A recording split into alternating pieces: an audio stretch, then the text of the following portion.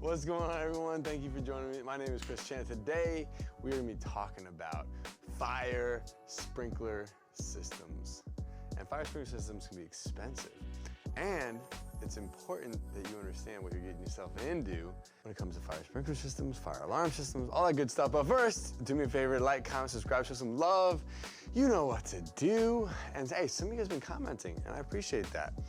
It means the world. I'm like, oh, look at that. There's someone, they paid attention, they listened, they made a comment. I feel so loved. Like, I just want to keep doing this. All right, guys, so let's get into this. Number one, before you get into this entire process of like starting your adult daycare, number one thing you should do is figure out, does that place you're looking at, does it currently have a fire sprinkler system? And if not, what does the law say? So number one, we're gonna look for a current system. Is there currently a fire sprinkler or a fire alarm system? Because these are gonna be two major purchases when it comes to your adult daycare center, and you're gonna wanna make sure that you know what you're getting yourself into so you can build that cost into your build out expense.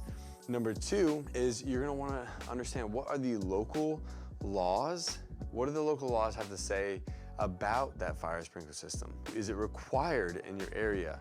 Is there laws that dictate any sort of requirements in regards to adult daycare? Or do you have to pull from other laws such as like child care centers or like, assembly buildings?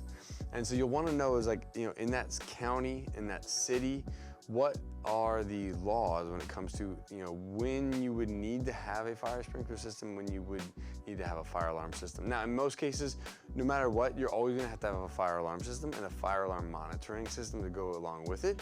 But when it comes to fire sprinkler systems, it's a little bit of a gray area.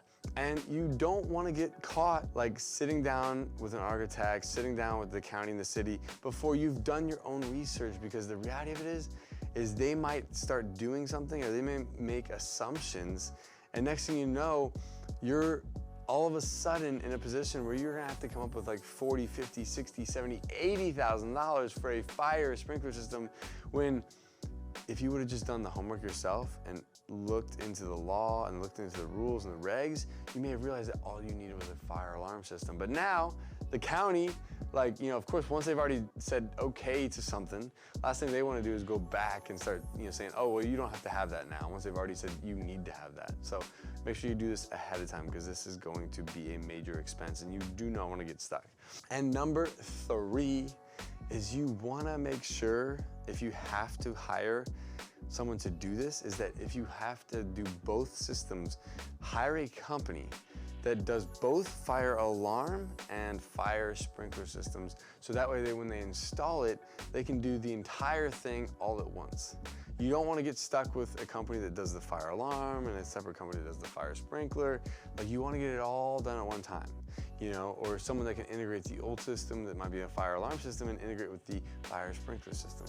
But just know too, that by you adding a fire sprinkler system, it's going to cost you, not only is it going to cost you money, but it's gonna cost you time, because it's gonna take a lot, especially in today's world. We got ships sitting at ports, we got truckers on strike in Canada. I mean, it's a crazy world. Everyone and their brother is like, oh, we got supply chain issues. It's everywhere, okay? So last thing you wanna do is get stuck trying to source freaking, iron pipe or galvanized steel or whatever they put the fire sprinkler system into. Last thing you want to do is be sourcing that around the country, trying to build your adult daycare center, and then get stuck or pushed back 3, 4, 5 months because they don't have all of the parts necessary to put your fire sprinkler system in. Anyways, guys, if you want to learn more about opening up your very own adult daycare, go to adcpro.com, and we'll see you on the next one. Hey guys, thank you so much for joining me. If you'd like to learn how to open your own adult daycare center, go to adcpro.com. If you'd like the latest business tips, click here, and make sure you subscribe to our channel. Click here. We'll see you guys next time.